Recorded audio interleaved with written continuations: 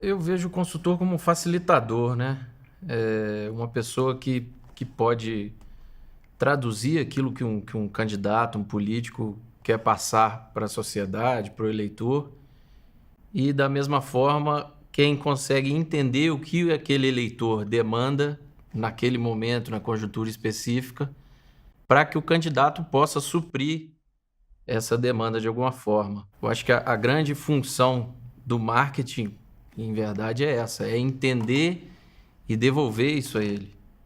Agora, é verdade que tem uma certa problemática nesse entendimento. Muitas pessoas acham que é puramente propaganda, puramente você vender o candidato, quando não é. A propaganda é só um instrumento, uma ferramenta. Se você, inclusive, não tem pesquisa, não é nem marketing, é puramente achismo.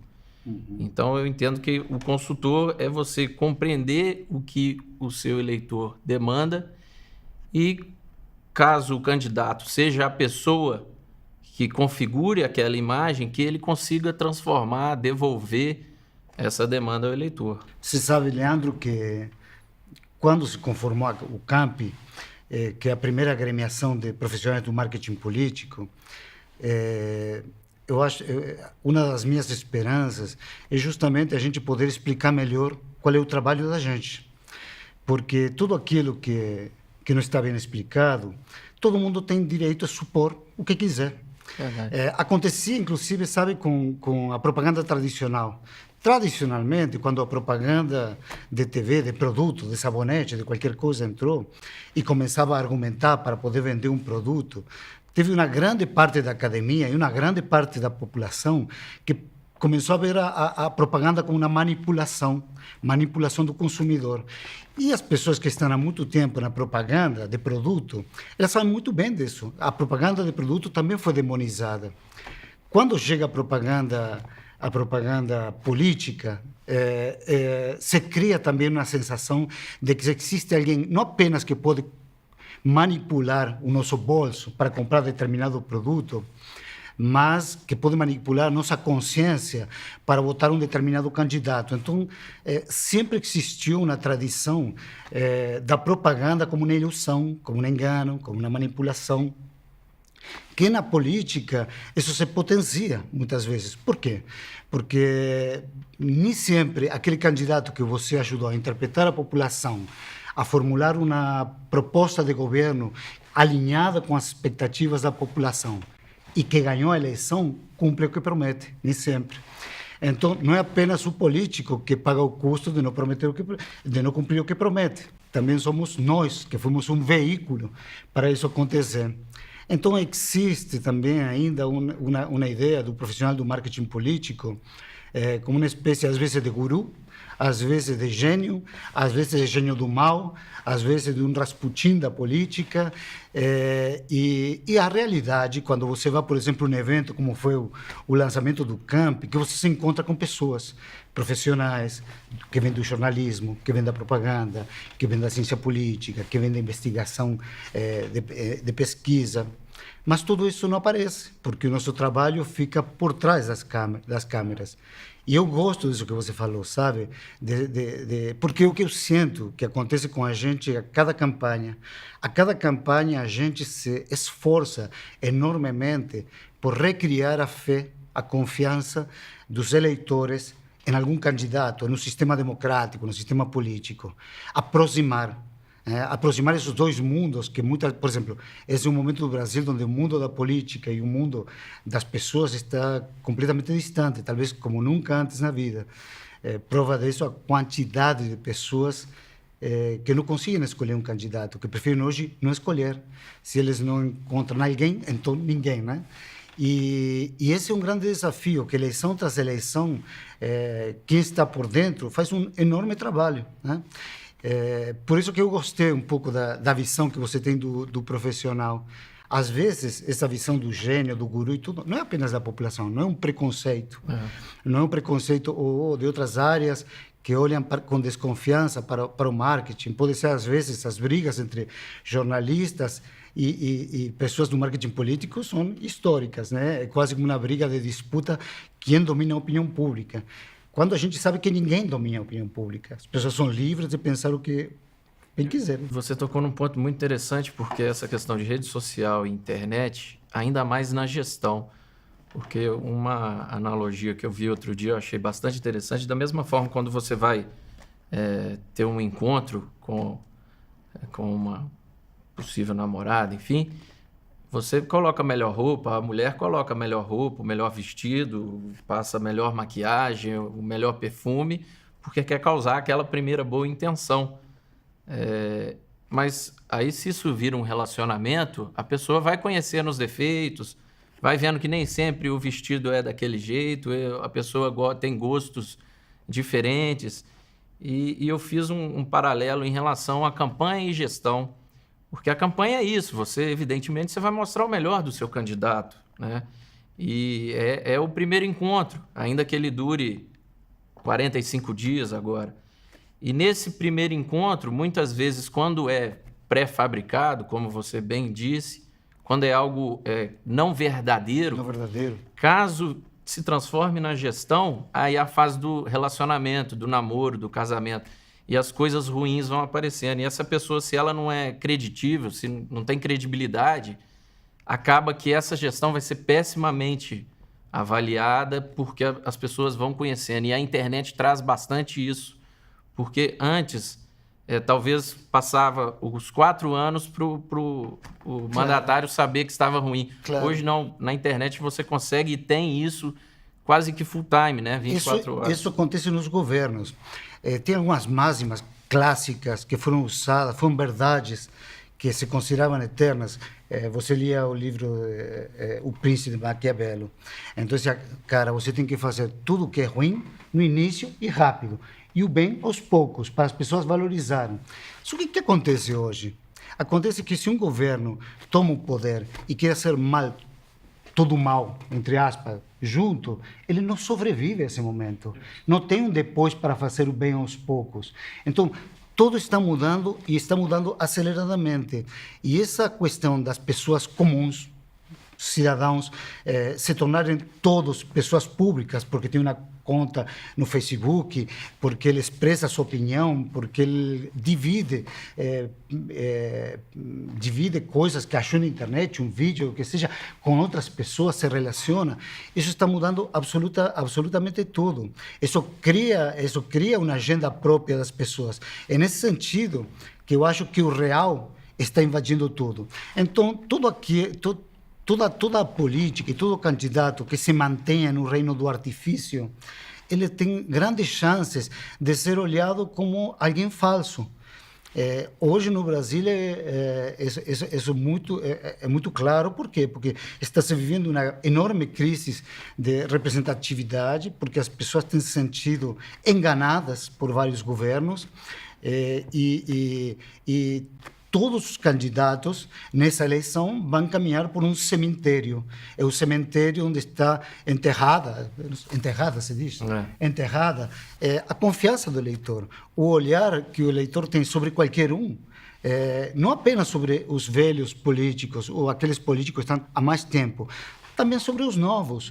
Porque os novos políticos, o novo já tem uma história no Brasil. É uma história que está demonstrando que o novo envelhece muito rápido. Sim. Teve muitas pessoas desapontadas.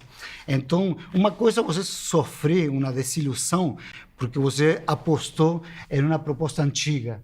Então, bom, você tinha uma chance dele não cumprir com aquilo, porque já tem uma história disso aconteceu. Mas quando você dá uma chance ao novo e o novo não responde às suas expectativas, a dor é muito maior e a desilusão, o desapontamento é muito maior. E a desconfiança com que você olha os discursos políticos. Veja, por exemplo, as pesquisas estão mostrando isso. Conversávamos com isso agora há pouco. Está mostrando que praticamente em um cenário estimulado, 37% das pessoas não vão votar ou vão anular o voto, vão votar branco. E tinha uma discussão super interessante que eu queria trazer para ouvir a sua opinião. Muitas pessoas dizem, puxa vida, a crise chegou tão fundo, que o eleitor já nem valoriza o voto. E a minha visão é exatamente a contrária. A minha sensação é que esse tipo de eleitor valoriza tanto o voto que ele não quer entregar para qualquer um. Então, antes de votar em alguém que ele não está convencido, ele prefere votar em ninguém. Em lugar de ser uma desvalorização do voto, pelo contrário. E eu que cheguei no Brasil há já 15 anos, eu vi essa evolução do eleitor. Quando eu cheguei, e eu fazia pesquisas para a campanha, quando você pegava as pessoas que votavam nulo, branco, aqueles que no final da eleição continuavam indecisos, sem saber quem votar, realmente era uma parcela muito pequena do eleitorado e eram pessoas que eram, de alguma forma, indecisas na vida. Não sabiam se tinham trabalho certo ou errado, se tinham casado com a pessoa certa ou errada. Ou seja, eles não conseguiam decidir. Era muito marginal. Faixa pequena. Absolutamente diferente do que acontece hoje. As pessoas que hoje não estão votando, votam nulo e branco, eles estão cheias de informação, eles estão cheias de opinião, só que eles não enxergam na oferta eleitoral que existe hoje alguma coisa que possa motivar eles a participar do processo eleitoral.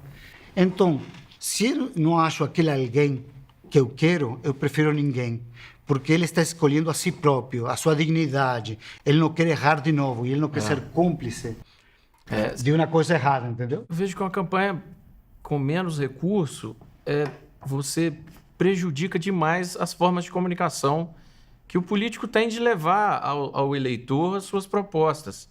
E aí eu até digo mais em relação ao tempo. É uma lástima que o eleitor fique muitas vezes 3 anos e meio ou 4 anos achando ruim do governante ou do mandatário e o tempo de eleição seja tão curto a ponto dele não conseguir sequer chegar perto, conversar ou assistir pessoalmente aquilo que o candidato tem a dizer. Eu costumo dizer, voltando naquilo que você está falando, que hoje a gente vive um paradoxo, porque ao mesmo tempo que o eleitor rejeita a forma que é feita a política hoje em dia, ele não está apolítico, ele tem cada vez mais informação. E aconteceu um caso comigo, que certa vez eu fui num local, num bar, que passa jogo de futebol. E cheguei lá um período do dia e estava passando um julgamento do STF, e o pessoal assistindo.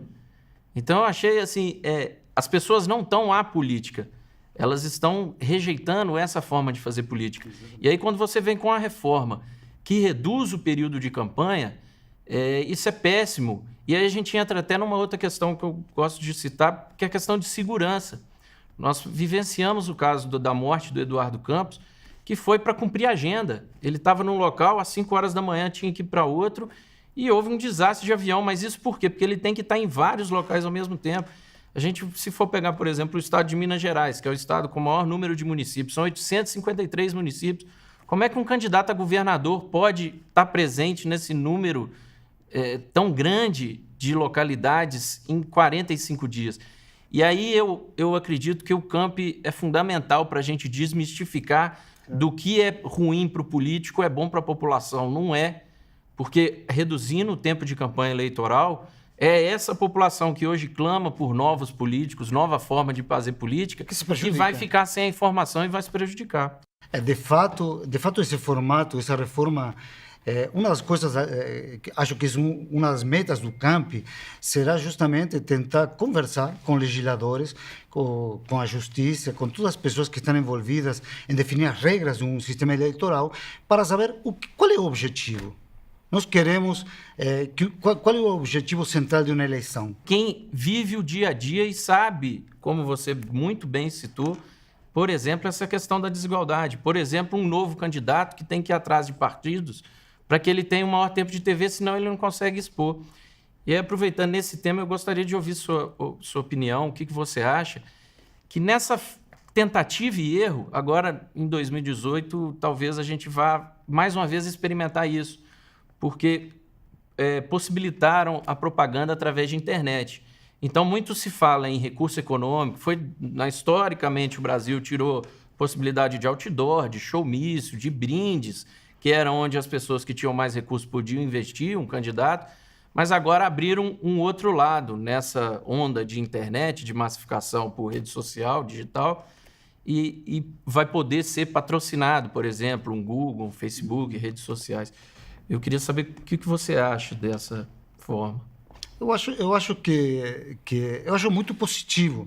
Você imagina que um novo candidato que é desconhecido da população, com as atuais regras, sem internet, ele estava condenado à derrota. Não tinha a menor chance. Se você não tinha TV, realmente você estava fora da eleição.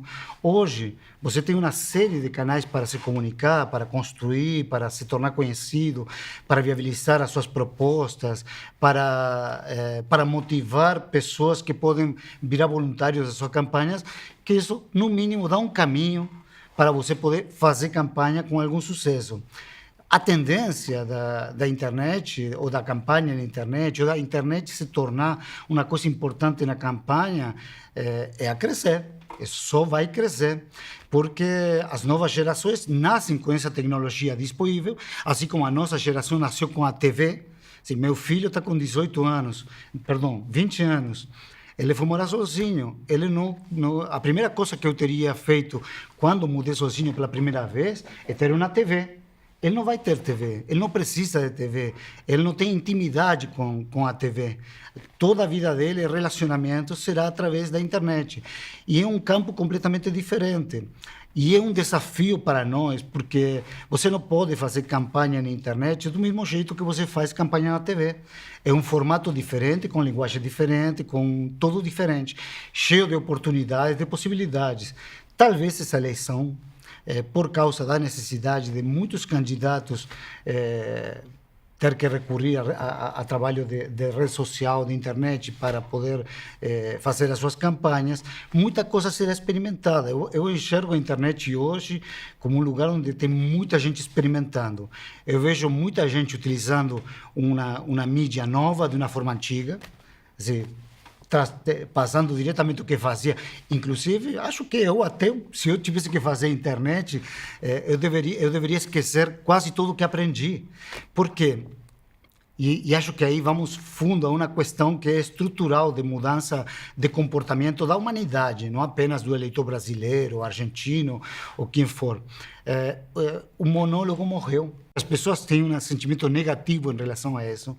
Então, isso obriga a que os novos candidatos e os velhos que quisessem entender o que está acontecendo mudem de postura. Não tem que virar de esquerda para direita para esquerda, não é ideológico o problema, é um problema de postura.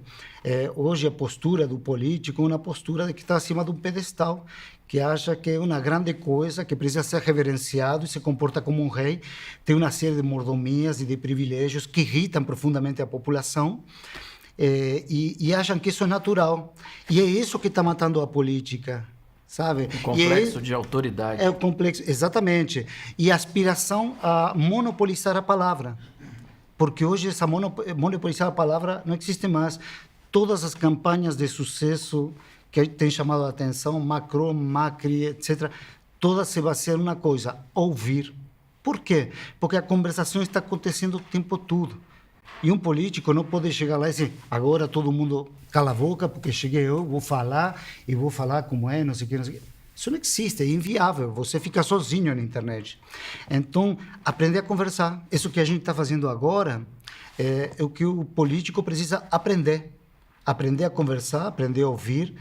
E essa é a única forma de interagir em um mundo que todo mundo conversa com todo mundo.